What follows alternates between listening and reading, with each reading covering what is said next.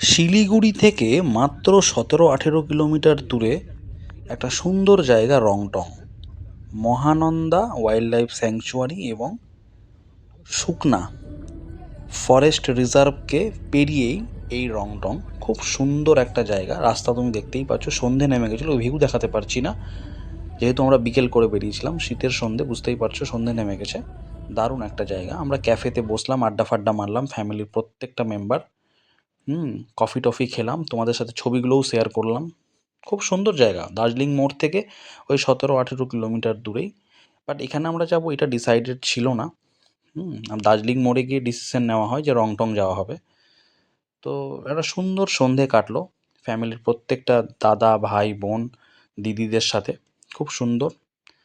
এবং যারা কাছাকাছি একটা সুন্দর জায়গা ঘুরতে যেতে চাও, রংটং চলে যাও, খুব সুন্দর, নিশ্চিন্তে বলতে পারি।